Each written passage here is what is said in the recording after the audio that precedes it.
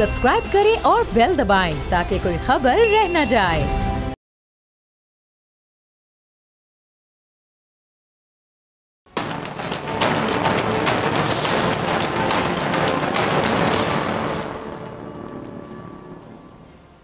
अस्सलाम वालेकुम नाज़रीन, मैं हूं डॉक्टर फ़िज़ा अकबर खान और मैं हूं पाकिस्तान और आप देख रहे हैं पाकिस्तान के सबसे बड़े न्यूज़ चैनल का नंबर 1 प्रोग्राम ऐसे नहीं चलेगा।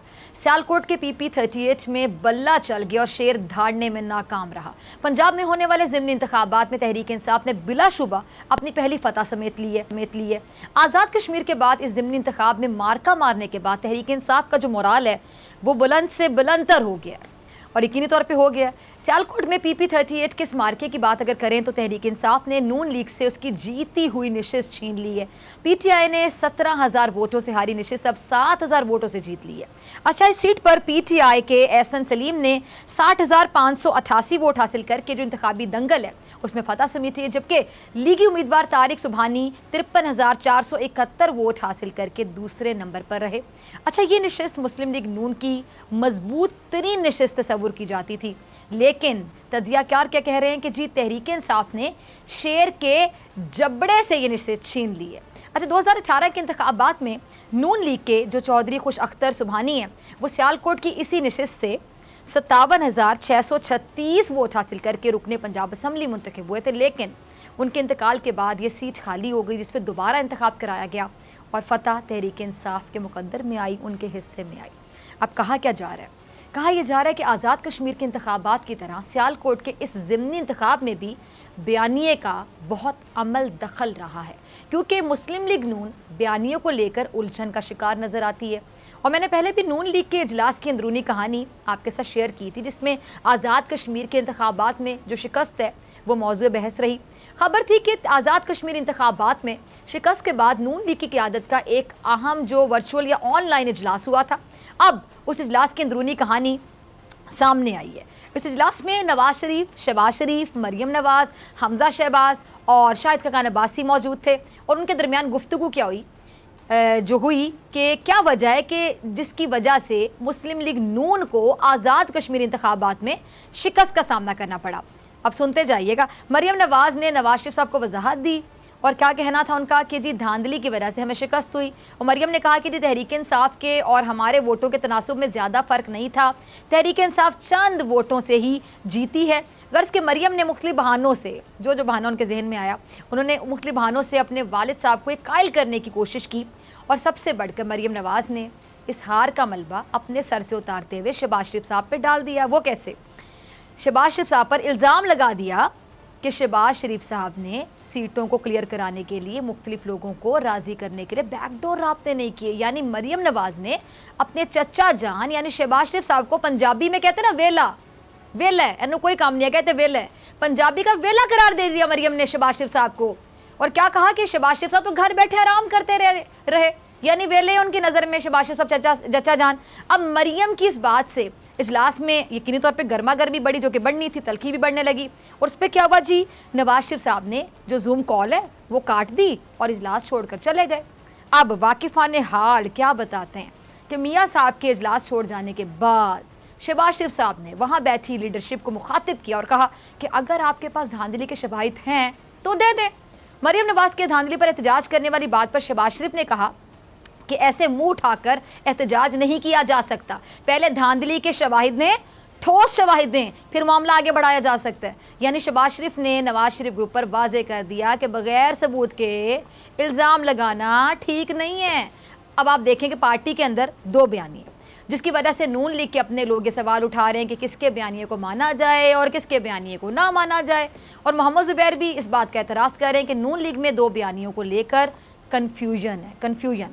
अब ज़राए क्या कहते हैं नाज़रीन कि आने वाले वक्तों में जो शहबाज शरीफ साहब हैं वो बहुत ज़्यादा डोमिनेंट किरदार अदा करेंगे, यानी पार्टी को लीड करते हुए नज़र आएंगे। और हम उम्मीद करते हैं कि नून लीग का जो आपस में क्लैश है ना वो ख़त्म हो जाए और पार्टी एक पेज पर आ जाए, ताकि जो कन्फ्यूजन है ना ये ख़त्म हो जाए। अब फ़िलहाल जो अभी अगर हम बात करें मुस्तक़बिल करीब में आने वाले कुछ दिनों में, तो फ़िलहाल ऐसा होता हुआ नज़र नहीं आ रहा। शहबाज शरीफ साहब अपनी जमात से धांधली के सबूत मांग रहे हैं, लेकिन मरियम नवाज़ ग्रुप जो बगैर सबूतों के हुकूमत और इदारों पे अंधाधुंध धांधली के इल्ज़ाम लगाए जा रहा है। नून लीग आम इंतखाबात में हारी तो धांधली का शोर मचाया, गिलगित बल्तिस्तान में हारी तो धांधली का शोर मचाया, कराची के ज़िमनी इंतखाब में अवाम ने मुस्तरद कर दिया तो सिंध हुकूमत पर धांधली का इल्ज़ाम लगा दिया, आज़ाद कश्मीर में इंतखाब हार गई तो धांधली हो गई, और अब सियाल इंतखाबात में भी मरियम नवाज ने धांधली का राग लापना शुरू कर दिया। यानी धांधली धांधली धांधली धांधली, हर तरफ इनको धांधली नजर आती है। अब नून लीग की जो मकामी क़यादत है उसने अपनी आला क़यादत के धांधली के इल्ज़ामात को रद्द करते हुए कहा है कि धांधली के कोई सबूत ही नहीं मिले। कैसी धांधली? तहरीक इंसाफ शफाफ तरीके से इंतखाबात जीती है। अब नाज़रीन, इसी को कहते हैं बयानिए का तसादुम। इस पर आगे चल के मैं मज़ीद बात करूँगी, लेकिन पहले मरियम नवाज़ का क्लिप देखते हैं जहाँ वो सियालकोट में ये जो ज़िमनी इंतखाब था उसकी मुहिम चला रही थी और अपने बयानिए के कह लें कि आग यहाँ भी लगा रही थी अपने मखसूस अंदाज में। ज़रा क्लिप देखिएगा, समझ जाएंगे मैं क्या कह रही हूँ। अच्छा सुना आपने, नून लीग ने जितने भी ज़िमनी इंतखाब जीते उसके बाद हुकूमत से एक चीज़ का मुतालबा किया। क्या? इस्तीफ़े का मुतालबा। यानी नून लीग की जो आला क़यादत है ये ख्याल करने लगी कि अवाम ने ज़िमनी इंतखाबात में हुकूमत को मुस्तरद कर दिया, इसलिए अब हुकूमत को इस्तीफ़ा दे देना चाहिए। ज़िमनी इंतखाब के पैमाने से नून लीग ने अंदाज़ा ये लगाया एक्चुअली कि अब हुकूमत अपनी मकबूलियत जो है वो खो चुकी है, जबकि ज़िमनी इंतखाब कभी भी इस बात का तयन नहीं करते कि हुकूमत अवाम में मकबूल है या फिर नहीं है तो किस हद तक है, और अगर मकबूलियत खो गई है तो किस हद तक खो गई है। और इसकी मिसाल अगर आपने देखनी है तो अब सियालकोट के जो PP 38 में होने वाले ज़िमनी इंतखाब हैं वहाँ से देख लें, जहाँ नून लीग को शिकस्त का सामना करना पड़ा और यूँ तहरीक इंसाफ ने पंजाब में पहले ज़िमनी इंतखाब में मारकर कह सकते हैं कि एक बड़ा ब्रेक थ्रू हासिल कर लिया है। अब नाज़रीन, आपको याद होगा और मैंने नाज़रीन को बताया भी था कि आज़ाद कश्मीर की इंतखाबी मुहिम के मौके पर मरियम नवाज़ अपने ही उम्मीदवार को, याद है, पहचान ही नहीं सकी थी। पूछा भाई कौन है आप? जो उनके साथ खड़ा हुआ था कौन है? और अपने उम्मीदवार को पूछने लगी कि तुम हो कौन या क्या कर रहे हो। अब इसी तरह जब मरियम नवाज़ सियालकोट के ज़िमनी इंतखाब में मुहिम चलाने सियालकोट आई तो सियालकोट की आवाम से पूछने लगी कि आपका इलेक्शन किस दिन है। कमाल नहीं हो गया कि एक बंदा कैंपेन कर और उसको पता ही नहीं है जिस ज़िमनी इंतखाब के लिए वो मुहिम चला रहा है वो इलेक्शन आखिर है किस दिन। हैरानी की बात है, पता नहीं कैसे कर लेती हैं मरियम साहिबा, आप ऐसे कभी बताइएगा। फिर जब मरियम साहिबा को लोगों ने बताया कि PP 38 का जो ज़िमनी इंतखाब है वो 28 तारीख को है, तो फिर मरियम को मालूम हो, अच्छा 28 तारीख, यानी कहा जाए कि नून लीग इस नशिस्त को लेकर हद से ज़्यादा पुरएतमाद थी या फिर गरूर में मुब्तला थी, क्योंकि ज़िमनी इंतखाबात में जो फ़तह की देवी है वो नून लीग पर मेहरबान रही। और शायद यही वजह है कि मरियम ने सोचा कि सियालकोट का ये ज़िमनी मार्का भी यही जीतेंगे, इसलिए गैर संजीदगी का मुजाहरा किया गया, या फिर कह लें कि जीत के नशे में इतनी अंधी हो गई कि उन्हें ज़िमनी इंतखाबात में अपना मुखालिफ हल्का नज़र आ रहा था। कहते हैं ना कि अपने हरीफ को कभी भी हल्का ना लो, क्योंकि हल्का लेना बाज़ औक़ात खुद पर भारी पड़ जाता है। और अब सवाल ये है कि क्या मरियम नवाज़ इस हार के बाद अपने पंजाब असम्बली के जो बाकी अरकान हैं उनसे इस्तीफ़े लेंगी, क्योंकि नून लीग ने तो म्यार और स्टैंडर्ड ये रखा हुआ है कि अगर हुक्मरान जमात ज़िमनी इंतखाब हार जाए तो वो अवामी ताकत खो चुकी होती है और ऐसे में उसको हुकूमत छोड़ देनी चाहिए। और नून लीग इस्तीफ़े मांगने में होशियार भी है और इस्तीफ़े देने में भी मेरे ख्याल से थोड़े दिल की मालिक है। अब हाँ, दिखावे के लिए तो इस्तीफ़े देने में सबसे आगे है। और नून लीग के जो 2 कौमी असम्बली के मेंबरान के इस्तीफ़े हैं वो मरियम नवाज़ की जानिब से ज़बरदस्ती, आपको याद है, स्पीकर को भिजवाए गए थे 2 मेंबरान के, लेकिन दोनों जो लीगी अरकान हैं उन्होंने बेचारों ने, मतलब सोचे क्या कैफियत होगी इन बेचारों की, उन्होंने बाकायदा स्पीकर कौमी असम्बली के हाथ जोड़कर इस्तीफ़े वापस ले लिए थे। ये तो हाल है। अच्छा, जब मरियम बीबी सियालकोट के जलसे की इंतखाबी मुहिम से खिताब कर रही थी तो वो अपने ज़िमनी इंतखाबात के मार्कों पर बड़ी इतराती हुई नजर आई। क्या कहा उन्होंने कि जी खैबर पख्तूनख्वा में नवाज शरीफ ने लंदन में बैठकर इमरान खान को घुसकर मारा। और क्या कहती हैं कि नून लीग ने डस्का वज़ीराबाद और खुशाब में भी तहरीक इंसाफ की विकेट उड़ा दी। और नाज़रीन, कैसे हो सकता है कि नून लीग की नायब सदर को खिताब का मौका मिले और वो इदारों के ख़िलाफ़ बात ना करें। मरियम नवाज़ ने ज़िमनी इंतखाबात जीतने के बल पर कहा कि सेलेक्टर्स भी इमरान खान को हार से नहीं बचा सके। इमरान खान कोई रन बनाए बगैर क्रीज पर खड़ा है। चलें, एक बात इन्होंने मान ली कि इमरान खान अब भी खड़े हैं और डट कर खड़े हैं और अपने मुखालिफिन का मुकाबला कर रहे हैं। और मरियम ने अपने जीते गए ज़िमनी इंतखाबात का हवाला देते हुए ये भी कहा कि जी अब सेलेक्टर्स भी अपने सेलेक्टेड से शर्मिंदा हैं क्योंकि इमरान खान ने उनकी नाक कटवा दी है। अब मरियम का ख्याल क्या था कि वो सियालकोट का ज़िमनी इलेक्शन जीत जाएंगी, क्योंकि आवाम की ताकत उनके पास है। इसीलिए इमरान खान साहब को ताना देते हुए बोल रही थी कि दो ताकत होती हैं, एक इदारों की ताकत और एक अवाम की ताकत। और सब जानते हैं कि इदारों की ताकत किसके पास और अवाम की ताकत नून लीग के पास है। लेकिन अवाम ने फिर अपनी ताकत दिखा दी और तहरीक इंसाफ को फतह तक रसाई दे दी। अब जबकि मरियम साहिबा कह रही थी कि इदारों की मदद के बावजूद तहरीक इंसाफ कोई भी ज़िमनी इलेक्शन नहीं जीत सकी, तो फिर अब क्या हुआ जब तहरीक इंसाफ जीत गई? अब बताएं किसने जितवाया तहरीक इंसाफ को? मरियम नवाज़ ने सियालकोट का ज़िमनी मार्का जीतने के लिए यहाँ भी महंगाई का रोना भी रोया, लेकिन ना कह लें कि महंगाई का चूरन बिका और ना रियासत मुखालिफ बयानी का जादू चला। लेकिन मुफाहमत और मज़ामत के दो अलग अलग नज़रिए ने पार्टी में शदीद इख्तिलाफात का रंग भर दिए। इसीलिए जो लीगी रहनुमा खुल्लम खुल्ला आज के बयानिए से बगावत कर रहे हैं। ज़रा क्लिप देखिएगा। मरियम नवाज सियालकोट का इलेक्शन हारने के बाद धांधली का शोर मचा रही थी या धांधली का वावेला कर रही थी, जबकि मलिक अहमद खान साहब जो नून लीग के सीनियर रहनुमा हैं, उन्होंने ना सिर्फ तहरीक इंसाफ को जीत पर मुबारकबाद दी, बल्कि कह लें कि बड़े दिल के साथ ये बात एक्सेप्ट की, तस्लीम किया कि PP38 में होने वाला जो इंतखाबी दंगल है उसमें कोई धांधली की इतला मिली नहीं है। यानी ये बात तस्लीम कर रहे हैं कि नून लीग धांधली की वजह से नहीं हारी, बल्कि तहरीक इंसाफ को यहाँ अवाम में मकबूलियत हासिल है, इसलिए वो जीत गई है। लेकिन मरियम साहिबा बस ज़िद हैं कि इस इलेक्शन में भी नून लीग के साथ वही हुआ जो हर इलेक्शन में होता है, यानी नून लीग के साथ हर इलेक्शन में तारीखी धांधली होती है। बकौल मरियम साहिबा के तो उन्होंने कहा कि इस बार भी धांधली हुई है, और जबकि उनके अपने लोग ये कह रहे हैं कि ये इलेक्शन साफ हुआ। पता नहीं जब अपने लोग इस तरह की बातें करते हैं तब भी शर्म नहीं आती सुनने के बाद। अब उन्होंने कहा कि जी इलेक्शन साफ हुए, अपने लोगों ने यहाँ तक कह दी है, मगर मरियम नवाज़ ग्रुप ये बात मानने को तैयार ही नहीं है। मरियम नवाज़ ग्रुप अपनी हार पर क्या कहता है कि जी जो बैलेट बॉक्स है उसको चोरी किया गया। लेकिन जब नून लीग के अपने इसकी आला क़यादत से धांधली के सबूत मांगते हैं तो उनकी आपस में भी इल्ज़ाम तराशियाँ शुरू हो जाती हैं। अगला क्लिप होगा, ज़रा वो भी चलाइएगा। अच्छा, मुझे डर है कि मलिक अहमद खान और नौशीन इफ्तिखार साहिबा ने उन्हें मरियम नवाज़ के मौक़िफ़ से हटकर बयान देना कहीं महंगा ना पड़ जाए और इन दोनों रहनुमाओं को शो कोज़ नोटिस ना मिल जाए, क्योंकि PDM से लेकर यहाँ तक अगर देखा जाए तो नून लीग शो कोज़ नोटिस देने में सबसे आगे नज़र आती है। और अगर ऐसा हुआ तो मेरे ख्याल से ज़्यादती होगी, बहुत ज़्यादा। फिर नून लीग का ये जो आमिराना चेहरा है ये मज़ीद बेनकाब हो जाएगा। अब आप देखें कि अब नून लीग की जो नौशीन इफ्तिखार साहब है वो भी क्या कह रही हैं कि तहरीक इंसाफ ने ये जो नशिस्त है ईमानदारी से जीती है, और वो भी इस जीत पर तहरीक इंसाफ को मुबारकबाद पेश कर रही हैं। अब अल्लाह करे कि मलिक अहमद खान और नौशीन इफ्तिखार को पार्टी में कोई मुश्किल का सामना न करना पड़ जाए, जैसे कि शहबाज शरीफ साहब को सामना करना पड़ रहा है, क्योंकि अब सोशल मीडिया पर शहबाज शरीफ साहब के इस्तीफ़े की खबरें भी आ रही हैं और नून लीग के अंदरूनी ज़राए क्या कहते हैं कि अभी फ़िलहाल ऐसी कोई बात नहीं, यानी फ़िलहाल वाला लफ्ज़ है ना, उससे समझा जाए कि आने वाले दिनों में शहबाज शरीफ साहब इंतहाई कदम भी उठा सकते हैं। ये सवाल है, मैं पूछती हूँ सबसे। लेकिन मरियम नवाज़ ग्रुप को इससे कोई फ़र्क नहीं पड़ता, क्योंकि उनके हवासों पे कह लें कि मज़ाहमत का बयानिया सवार है। और धांधली पर इमरान खान साहब ने वज़ीर-ए-आज़म बनने के बाद अपने कौमी असम्बली के पहले खिताब में, आपको याद होगा क्या कहा था कि अपोजिशन को धांधली पर अगर तहफ़्फ़ुज़ात हैं तो वो जिस मर्जी इदारे से तहकीकात करा लें। ज़रा सुनिएगा क्या कहा था उन्होंने। अच्छा, तहरीक इंसाफ जब अपोजिशन में थी तो उस वक्त 2013 के जो आम इंतखाबात थे उस पर आपको याद होगा कि तहरीक इंसाफ ने भी एतराज़ात उठाए थे, और इन इंतखाबात को जो 2013 में हुए थे उन इंतखाबात को धांधली ज़दा करार दिया था। आपको याद होगा कि खान साहब ने 4 हलके खोलने का मुतालबा किया था, लेकिन उनकी एक ना सुनी गई। फिर जैसे तैसे करके 4 हलके खुले और उनमें बेज़ाब्तियाँ भी निकली, यानी जो खान साहब का खदशा था वो दुरुस्त साबित हुआ कि जी 2013 के जो इंतखाबात हैं उनमें धांधली हुई है।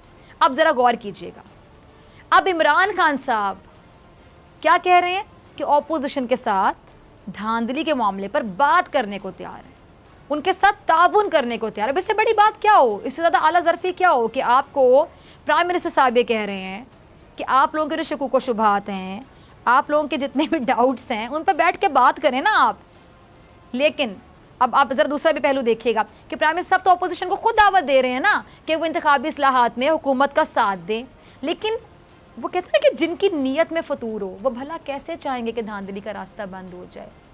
अब धांधली का रास्ता बंद करने में रुकावटें कौन होते हैं? यही ऑपोजिशन वाले जो सिर्फ शोर मचाते हैं, धांधली हो गई, धांधली हो गई।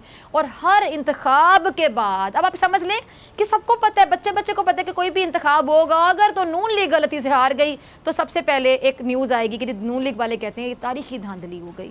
यानी इस चीज़ को उन्होंने वतीरा बना ली कि जब भी कोई इंतखाब होगा, अगर ये हार जाएंगे तो जी वो धांधली हो गई, लेकिन अगर जीत जाएंगे तो जी अवाम इनके साथ है, इनके साथ अवाम है, अवाम की सपोर्ट है। अजीब लोग हैं ये, अजीब इनकी मंतक है। अब हुकूमत खुद धांधली का खात्मा चाहती है, सबको पता है, लेकिन ऑपोजिशन क्या करती है कि सिर्फ और सिर्फ धांधली का शोर मचाती है, खात्मा नहीं चाहती। ज़रा गौर कीजिएगा, शोर मचाती है। ऑपोजिशन धांधली को ख़त्म करने के लिए हुकूमत का साथ क्यों नहीं देती? यार मेरा सवाल है, देना साथ अगर आप इतना चाहते हैं धांधली ख़त्म हो जाए। मुस्लिम लीग नून का ये जो रवैया है, जिसकी वजह से इस जमात में अब 2 बयानिए सामने आ गए, सबको पता है, जिन्होंने पार्टी में बाकायदा तकसीम वाजे कर दी है। अगर लीगी क़यादत ने अब भी अपनी गलतियों से सबक ना सीखा तो फिर क्या होगा? फिर यकीनन ऐसे नहीं चलेगा। मिलते हैं ब्रेक के बाद।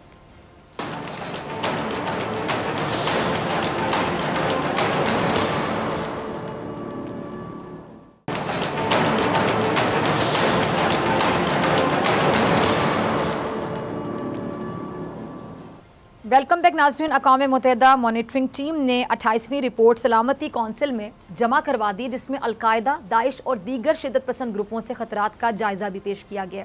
रिपोर्ट के मुताबिक कलअदम तहरीक तालिबान पाकिस्तान TTP अफगान हदूद से पाकिस्तान में हमले कर सकती है।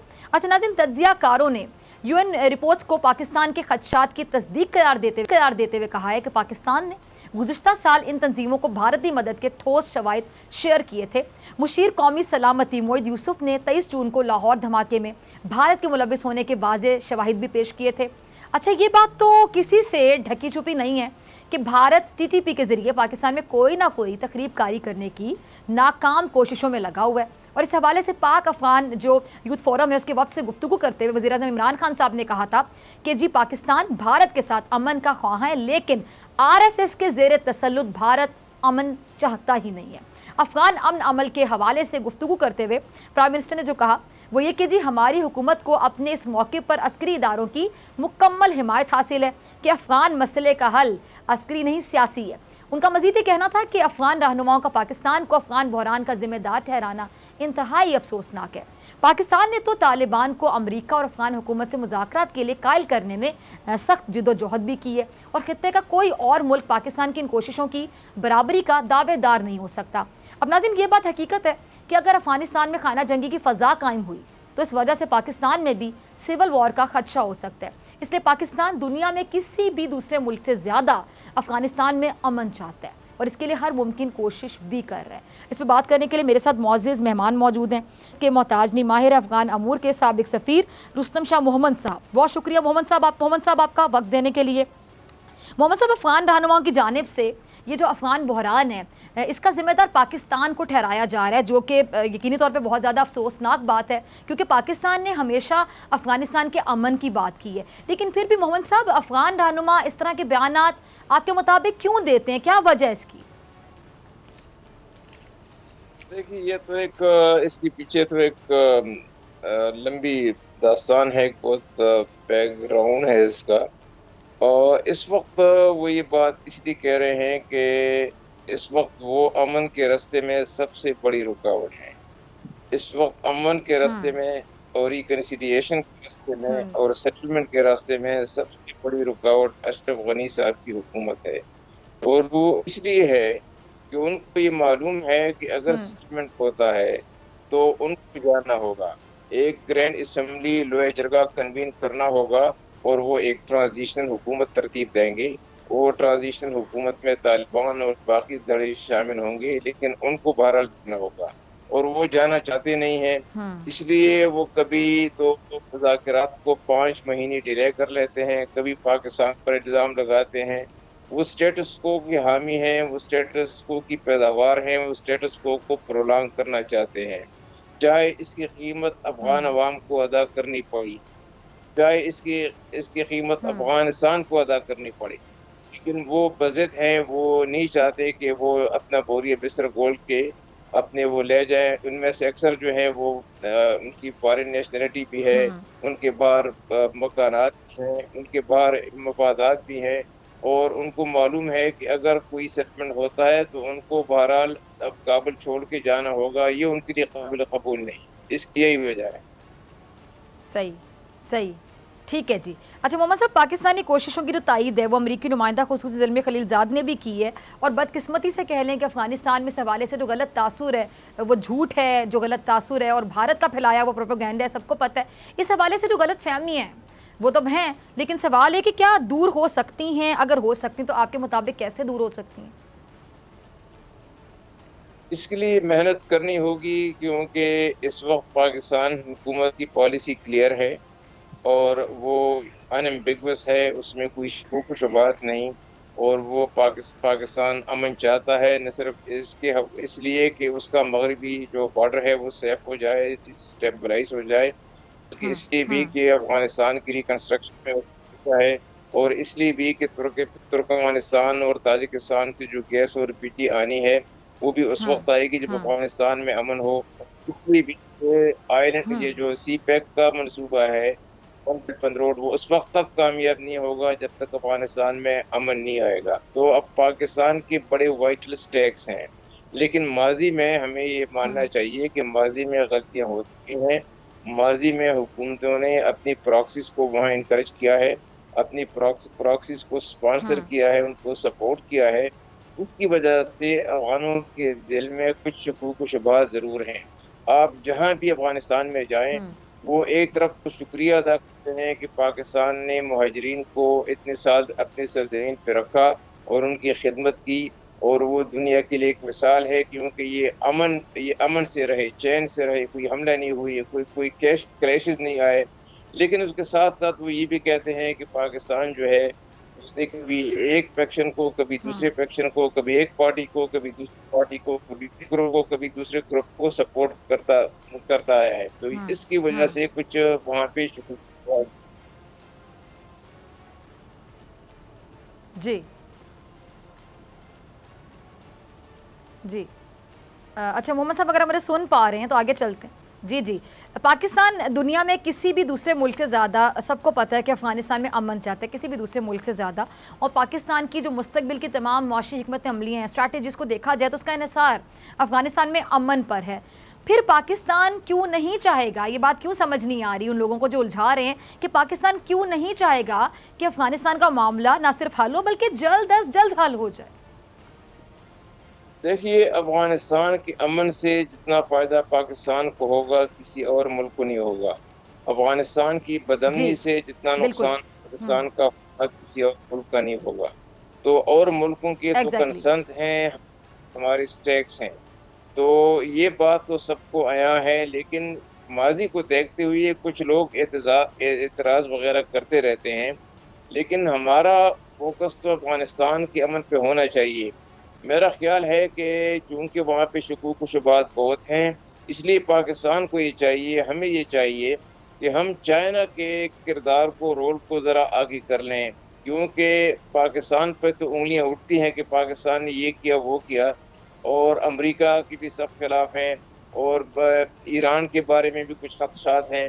लेकिन चीन एक ऐसा मुल्क है जिसके बारे में कोई वहाँ शकूक व शुबहात नहीं है।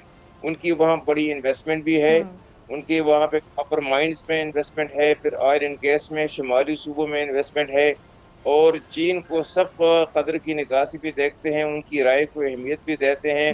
और चीन एक ऐसा है जो कभी कोई ऐसी एडवाइस नहीं देगा अफगानिस्तान को कि जिसकी मनफी असरात पाकिस्तान पर पड़े।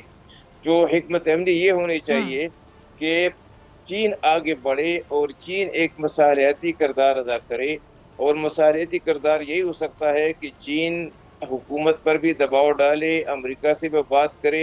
अमेरिका दबाव डाल सकता है अशरफ गनी की हुकूमत पे, क्योंकि जो $4 बिलियन अमेरिका से आते हैं उसी के बलबूते पे अशरफ गनी साहब हुकूमत कर रहे हैं। अगर वो पैसे बंद हो जाएं तो उनकी हुकूमत चल ही नहीं सकती। लेकिन बदकिस्मती से अमेरिका को जितना प्रेशर डालना, वो प्रेशर डालने में वो नाकाम हो गया है। और इस वक्त सूरत हाल ऐसी है कि दो हिस्से हैं, या तो एक ग्रैंड असम्बली बुलाई जाए और वो ग्रैंड असम्बली एक ट्रांजिशन हुकूमत की तश्कील करे, और ट्रांजिशन हुकूमत को तालिबान लीड करें और बाकी सारे फैक्शन उनमें शामिल हों, या तो यही रास्ता है। और या तो दूसरा रास्ता ये है कि हालात को ऐसे ही छोड़ दिया जाए और तालिबान 2-3 महीनों में इक़्तिदार पे काबिज़ हो जाएंगे, लेकिन उसकी वजह से लोग ज़िद में आएंगे, बड़ी तबाही होगी, लोग हलाक होंगे, अमलाक को नुकसान पहुँचेगा, इंफ्रास्ट्रक्चर को नुकसान पहुँचेगा, जी लोग जी जो है सफ़र करेंगे, लोग बेघर हो जाएंगे, आईडीपीज़ बन जाएंगे।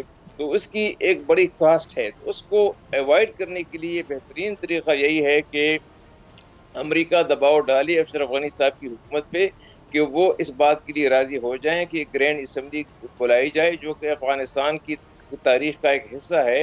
वो अफ़गानिस्तान का एक अफ़गानिस्तान की बहुत बड़ी इंस्टीट्यूशन है ग्रैंड जरगा और ग्रैंड असम्बली। और हमेशा जब भी अफ़गानिस्तान में कोई बड़ा तनाज़ा सामने आता है तो उसके लिए ग्रैंड असम्बली, जिसको लोए जरगा कहते हैं, लोए जरगा बुलाया जाता है। और लोए जरगा जो भी फैसला करता है सबको तस्लीम करना पड़ता है। ये अफगानिस्तान की 300 साल की तारीख है, 1745 से लेकर आज तक।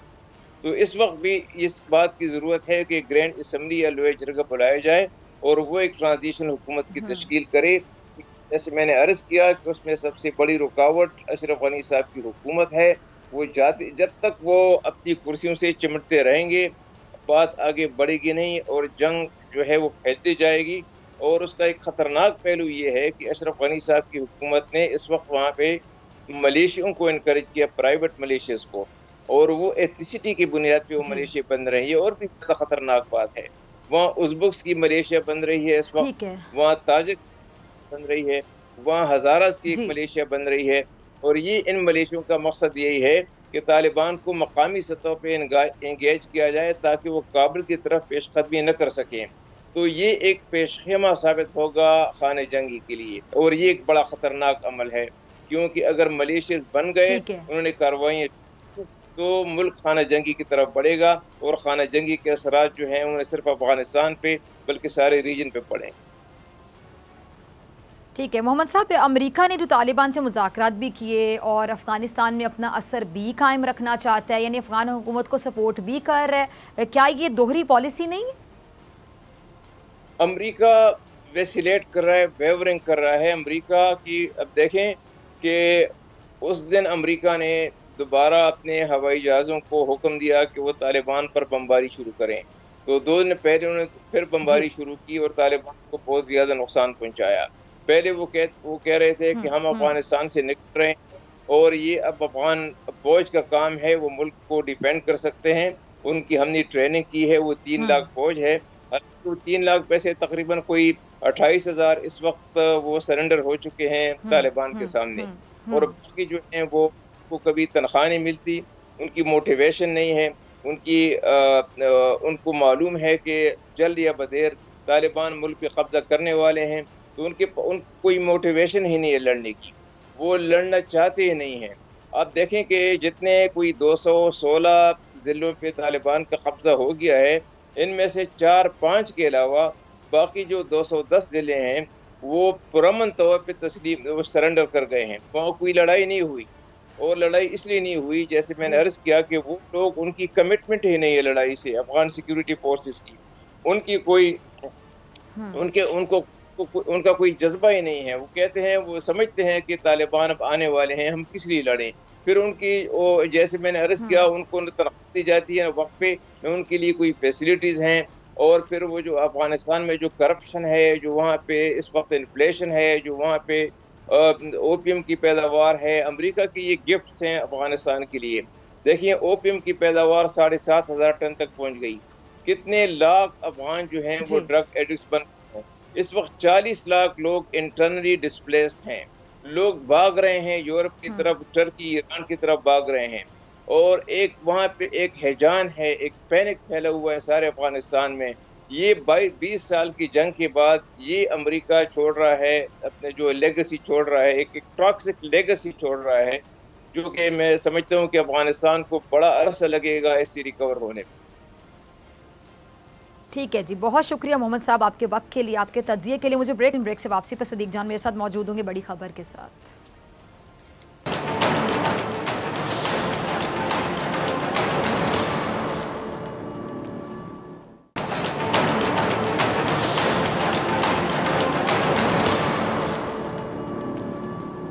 वेलकम बैक नाजरीन। हमेशा की तरह सदीक जान इस सेगमेंट में मेरे साथ मौजूद हैं अपनी बड़ी खबर के साथ। सदीक, आज की बड़ी खबर। देखें डॉक्टर साहब, हम इस स्टोरी को मुसलसल फॉलो कर रहे हैं क्योंकि ये पाकिस्तान की तारीख के बड़े केसेस में से एक केस है और हम ये भी इसी प्रोग्राम में बता चुके हैं कि इस केस का जो भी नतीजा निकलेगा, जो भी फैसला सुनाया जाएगा, वो एक बार तो पाकिस्तानी सियासत को हिला देगा। मामला है मरियम सफदर साहिबा का। मरियम सफदर साहिबा को, जिनको अपने वालिद मियां मोहम्मद नवाज शरीफ के साथ जो उन्होंने उनके जुर्म में असासे और जदादें छुपाने में उनकी जो सहूलत कारी की, उसमें मरियम साहिबा को सज़ा सुनाई गई। वो सज़ा मुअत्तल हुई, इनको ज़मानत पर रिहा किया गया। अब उस सज़ा के खिलाफ मेन अपीलें जो हैं वो मुसलसल उनके ऊपर समाअत शुरू हो गई है। पहली समाअत बहुत इंपॉर्टेंट थी, आज उस हवाले से दूसरी समाअत थी। लेकिन ये दोनों समाअतें होने से पहले मरियम साहिबा के वकला ने पूरी कोशिश की कि किसी तरह से ये केस डिले हो जाए, ये केस ना चले, क्योंकि वजह मैंने आपको बताई है कि वजह यह है कि इस केस का दो इम्कान है ना। एक ये है कि उन्होंने जो अपील की है कि साहब अदालत के जो जज मोहम्मद बशीर साहब हैं, उनका फैसला गलत है, मुझे बरी किया जाए। अगर वो इस्लामाबाद कोर्ट से बरी हो जाती हैं, फिर ये मामला जाएगा सुप्रीम कोर्ट ऑफ पाकिस्तान में। सुप्रीम कोर्ट ऑफ पाकिस्तान में इस वक्त चीफ जस्टिस पाकिस्तान है जस्टिस गुलजार अहमद साहब। गुलजार अहमद साहब वो जज हैं, वो मुअज़्ज़ज़ जज हैं जो पनामा बेंच का हिस्सा थे, और ये उन दो जजेस में से एक जज साहब हैं, जस्टिस खोसा और जस्टिस गुलजार साहब, जिन्होंने पहले ही मरले में 20 अप्रैल 2017 को मियां मोहम्मद नवाज शरीफ को तायात नायल कर दिया था, या नायल किया था, लेकिन वो जो जिस कानून के तहत किया था, आइन की जिस शिक के तहत किया था, वो तायात नायली थी। तो इन्होंने पहले ही राउंड में नवाज शरीफ को नायल कर दिया था और 3 जजेस ने JID बनाई थी। फिर वो JID बनी और फिर उसके बाद वो नायल हुए और फिर वो मामला नीचे, बाकी मामला निचली अदालतों में आए। अब जो गुलजार साहब हैं, जो सब चीफ जस्टिस पाकिस्तान हैं, वो इस पनामा केस को बहुत अच्छी तरह से समझते हैं। उनको पता है शरीफ खानदान ने कैसे झूठ बोले, उनको पता है कैसे उन्होंने वारदात डाली, उन्होंने पता है कि कैसे इन्होंने जाली डॉक्यूमेंट्स बनाए। ये वही बेंच है, ये वही जज साहब हैं जिनके सामने ये सारी सूरत हाल हुई।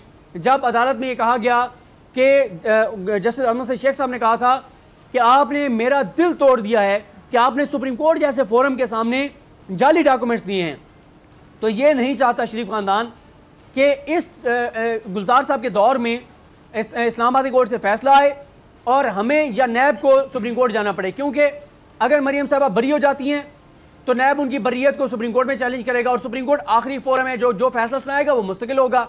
और अगर मरियम साहबा की कन्विक्शन बरकरार रहती है, उनकी सज़ा बरकरार रहती है, तो फिर ज़ाहिर है मरियम साहबा के वकला जाएंगे सुप्रीम कोर्ट में कि जी इस्लामाबाद कोर्ट ने सज़ा गलत बरकरार रखी है, पहले साहब अदालत ने सज़ा सुनाई, इस्लामाबाद कोर्ट ने बरकरार रखी। तो इस तरह से जो भी सुप्रीम कोर्ट में ये मामला जाएगा वो फाइनल हो जाएगा। बरीयत भी हो सकती है, कन्विक्शन बरकरार भी हो सकती है, सज़ा कम या ज़्यादा भी हो सकती है। इसलिए शरीफ खानदान नहीं चाहता कि ये केस चले। और आज अदालत में जब ये केस चलना था, गो के मरियम साहबा के आने की जरूरत नहीं थी, उनको वैसे भी उन्होंने खुद को क्वारंटीन कर लिया है क्योंकि उनको कोविड है, लेकिन उनके वकील साहब आ सकते थे, दलाइल दे सकते थे। लेकिन आज उनके वकील साहब ने भी अपने जूनियर वकील को भेज दिया कि जी वो भी अवेलेबल नहीं है और वो दलाइल नहीं दे सकते, क्योंकि कोशिश यही है कि ये केस ना चले। लेकिन बहरहाल देखते हैं, जो अगस्त के पहले हफ्ते में समाअत है कि ये केस आगे चलता है नहीं चलता है, क्योंकि जजेस इसको चलाना चाहते हैं। आमिर फारूक साहब और मोहसिन अख्तर कियानी साहब, दो मुअज़्ज़ज़ जजेस जो हैं, वो इसको चलाना चाहते हैं, क्योंकि ये केस 1090 रोज़ बाद इसकी पहली समाअत हुई मेरिट्स के ऊपर। पहले टेक्निकल बुनियादों पे चलता रहा, ज़मानत के केसेस चलते रहे, वो नवाज शरीफ की जो मेडिकल ग्राउंड के ऊपर दरखास्तें थी वो चलती रहीं। मेरिट्स के ऊपर 1090 रोज़ बाद इसकी समाअत हुई थी। अब आ जाते हैं दूसरे मामले पे। मियां मोहम्मद नवाज शरीफ साहब के 3 केसेस थे। एक केस था एवनफील्ड का, एक अल अजीज़िया, एक फ्लैगशिप। एवनफील्ड के ऊपर तो फैसला अपीलों के ऊपर हो चुका है, जिसको इस्लामाबाद कोर्ट ने कहा है कि वो जब भी पाकिस्तान वापस आएंगे, गिरफ्तार होकर आएंगे या खुद आएंगे, वो इस्लामाबाद कोर्ट में दरख्वास्त दे सकते हैं अपने केसेस को बहाल कराने के लिए। और उस वक्त मेरिट पे फैसला होगा कि आया इनको इनका केस सुनना है नहीं सुनना, या उनकी एप्लीकेशन मुस्तरद हो जाएगी और नवाज शरीफ उसके बाद जो 10 साल की जेल है वो काटेंगे। अब आ जाए दूसरे 2 केसेस के ऊपर। एक केस था अल अजीज़िया। अल अजीज़िया में जज अरशद मलिक साहब ने, मरहूम जो हैं, उन्होंने नवाज शरीफ को 7 साल सजा सुनाई। नैब ने उसके खिलाफ किया अपील। नैब ने यह कहा है कि भाई जिस कानून के तहत, नैब के कानून के तहत उनको 10 साल सजा सुनाई गई एवनफील्ड में, यहाँ पे भी वही कवानीन थे, वही जुर्म था, यहाँ पे उनको 7 साल क्यों सुनाई गई है। और दूसरा यह है कि जो जज अरशद मलिक साहब हैं, उन्होंने फैसले में कहीं नहीं लिखा कि मैं इनको कम सजा क्यों सुना रहा हूँ, बल्कि नैब का मौक़िफ़ यह है, सरदार मुज़फ़्फ़र अब्बासी और दीगर जो लोग वहाँ पर पेश हो रहे हैं, वो ये कहते हैं कि इनको तो 14 साल सजा होनी चाहिए थी, क्योंकि एक बंदा पहले ही जुर्म कर रहा था, एक जुर्म में पहले उसको सजा हो गई है, अब तो आधी मुजरिम हुआ, उसकी सजा 14 साल की होनी चाहिए थी। तो वो केस भी अदालत ने मुकर्रर कर दिया है 21 सितंबर के लिए। अब वो केस भी जस्टिस आमिर फारूक साहब और जस्टिस मोहसिन अख्तर कैनी साहब 21 सितंबर को सुनेंगे। अब आ जाए तीसरे केस पे। तीसरा केस था फ्लैगशिप, जिसमें नवाज शरीफ साहब को बरी कर दिया गया था अरशद मलिक साहब की जानिब से। नैब ने उनकी बरियत को चैलेंज कर रखा है कि ये उनको गलत बरी किया गया, इसमें भी उनको सजा सुनाई जाए। तो ये केस भी 28 सितंबर के लिए समाअत के लिए मुकर्रर कर दिया गया है। तो अब जो लोग अक्सर पूछते हैं कि कब इनके केसेस फाइनल होंगे, कब मंतकी अंजाम को पहुंचेंगे, अब वो स्टेज आ चुकी है कि इनके केसेस मंतकी अंजाम को पहुंचेंगे। ये कोशिश करेंगे कि केस ना चलें, लेकिन 4 से 6 माह में मुतवक्किल तौर पे मरियम साहबा के केस का फैसला आ सकता है। उसकी रीज़न ये है कि उसके ऊपर 10, 15, 20 समातें भी अगर हों और हफ्ते में 2 समातें हों, तो ये 3 से 6 माह में ये फैसला आ सकता है। या उनकी बर्रियत, उनको बरी कर दिया जाएगा, या उनकी कन्विक्शन को बरकरार रखा जाएगा। जो भी बहरहाल होगा उसका शरीफ खानदान की मुस्तकबिल की सियासत पर बहुत असर होगा, नून लीग की सियासत पर बहुत असर होगा। और ये जो 2 केसेस हैं, इन पर भी बहुत लंबी बहस होनी है। एक तो इसमें यह होना है कि जो नवाज शरीफ साहब की सज़ा बढ़वाने के हवाले से नैब ने अपील कर रखी है, उसमें मसला ये है कि उसमें तो नवाज शरीफ को नोटिस हो गया था, नोटिस उन्होंने एक्सेप्ट कर लिया था। लेकिन जो दूसरा बर्रियत के खिलाफ है, जो फ्लैगशिप है, उसमें उनको नोटिस नहीं हुआ था। तो ये एक कानूनी बहस है, टेक्निकल बहस है कि जिसमें उनको नोटिस नहीं हुआ था, उससे पहले वो पाकिस्तान से चले गए, तो वो केस चल सकता ही नहीं चल सकता। दूसरा ये जो केस है जिसमें नैब ये कहता है कि 7 साल की बजाय 14 साल सज़ा होनी चाहिए, इस पर भी कानूनी बहस होगी कि एक शख्स पाकिस्तान में है ही नहीं, आप उसको 14 साल सज़ा सुना भी देंगे, तो जब वो सज़ा इस वक्त काटने के लिए मौजूद नहीं है तो क्या फ़ायदा होगा, हो सकता नहीं हो सकता। लेकिन जो भी फैसला हो, अदालत ने नवाज शरीफ के भी दोनों केसेस 21 और 27 सितंबर को समाअत के लिए मुकर्रर कर दिए हैं। मरियम साहबा के केस अगस्त के पहले हफ्ते में हैं। उनके वकला की पूरी कोशिश है ये केस ना चलें। नैब की पूरी कोशिश है कि जो नैब ने बैरिस्टर उस्मान चीमा साहब जो हैं उनको भी साथ इंगेज किया है, मौज़म हबीब एडवोकेट साहब को भी इंगेज किया है, और सरदार मुजफ्फर अब्बासी तो पहले ही इस टीम को देख रहे हैं। नीचे भी ट्रायल में उन्होंने दलाइल दिए थे बड़ी ज़बरदस्त तैयारी के साथ मुजफ्फर अब्बासी साहब ने। तो ये एक ज़बरदस्त टीम नैब ने मैदान में उतारी है। अब देखते हैं, पहले अमजद परवेज़ साहब जो मरियम साहबा के वकील हैं वो इस चीज़ पर दलाइल देंगे कि मरियम साहबा को गलत सज़ा सुनाई गई, गलत सज़ा दी जज मोहम्मद बशीर साहब ने, वो इस पर दलाइल देंगे। जब वो अपने दलाइल मुकम्मल करेंगे तो उसके जवाब में नैब की जानिब से वकला की ये टीम दलाइल देगी कि नहीं, बिल्कुल ठीक सज़ा सुनाई गई है, बल्कि इनकी सज़ा बढ़ाई जानी चाहिए। ये इस पर नैब की जानिब से दलाइल दिए जाएंगे। और इसी तरह से जो दूसरी 2 दरख्वास्त है नवाज शरीफ की, उसमें पहले नैब दलाइल देगा, और नवाज शरीफ तो अपनी राइट ऑफ ऑडियंस खो चुके हैं। उसमें देखते हैं कि अदालत क्या फैसला करती है, कोई वकील मुकर्रर करती है, किस तरह करती है, वो आने वाला वक्त बताएगा। ठीक है जी सदीक जन, बहुत शुक्रिया आपकी बड़ी खबर के लिए, तज्जिए के लिए। इसी के साथ डॉक्टर फिज़ा अकबर खान को दीजिए इजाज़त। आपसे मुलाकात होगी इंशाल्लाह कल सेम टाइम सेम चैनल के ज़िंदगी ने वफ़ा की दुआ में याद रखिएगा, अपना बहुत ख्याल रखिएगा। अल्लाह निगहबान।